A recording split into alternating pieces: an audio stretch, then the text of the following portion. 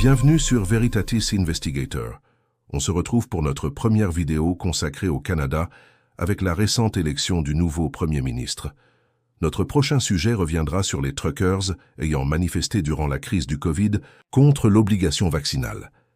Si ce n'est pas fait, je vous invite à vous abonner à la chaîne afin de ne pas manquer nos prochaines vidéos et surtout pour nous soutenir.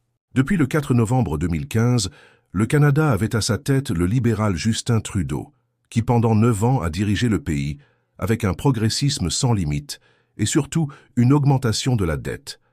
You will get a clear, positive vision for Canada. Dette qu'il a lui seul doublée pendant son mandat avec un bilan désastreux.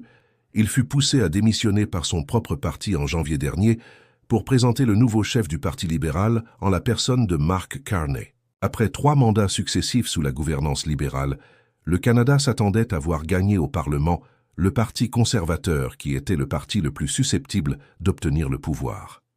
Mark Carney vient d'arriver il y a seulement 5 mois, était un personnage inconnu dans le paysage politique et a réussi à s'imposer. Il est maintenant à la tête du gouvernement libéral qui reste cependant minoritaire. Mark Carney a été élu pour 2 raisons. La première est son CV qui a séduit les Canadiens. Il a été gouverneur de la Banque du Canada entre 2008 et 2013, puis gouverneur de la Banque d'Angleterre de 2013 à 2020.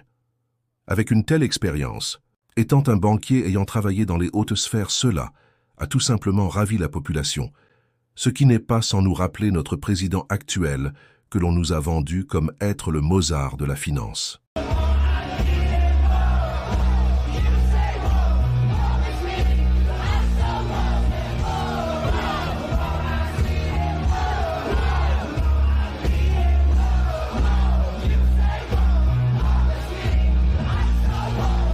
La deuxième raison est une campagne du Parti libéral avec un discours axé sur la peur que représente Donald Trump comme menace extérieure au pays.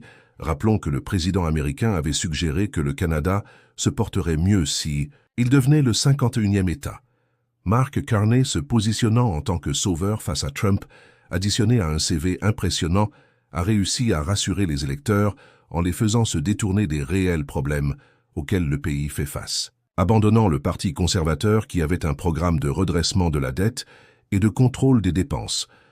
Rappelons que le programme de Mark Carney est une suite de ce que le Parti libéral a appliqué jusqu'à présent avec plus de dépenses, en endettant les générations futures avec un gouvernement providentiel, toujours plus d'État dans la vie des citoyens. President Trump is trying to break us so that America can own us. That will never ever happen. Face à lui, il avait le conservateur Pierre Poilievre, qui a été diabolisé par les médias en étant comparé à un mini-Trump, ne se positionnant pas assez contre lui, alors que comme dans la vidéo suivante, on peut voir que ce n'est pas le cas. Et M. Carney a des mêmes politiques de Justin Trudeau, les mêmes ministres, les mêmes députés qui ont affaibli notre économie, doublé le coût de logement, la dette nationale.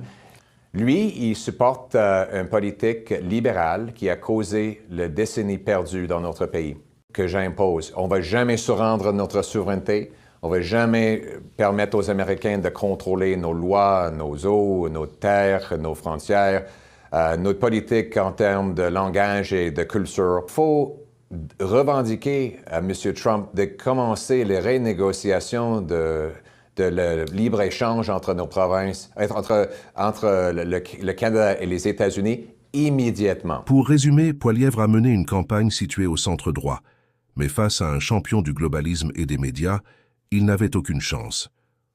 Depuis son élection, Carney annonce une rupture avec les USA dès son institution, marquant une fracture avec son principal partenaire.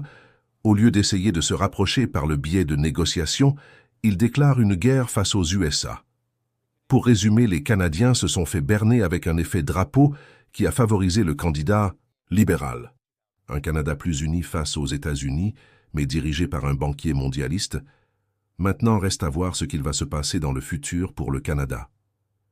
Merci d'avoir suivi cette vidéo. Débattez-en dans les commentaires sans oublier de liker pour soutenir la chaîne.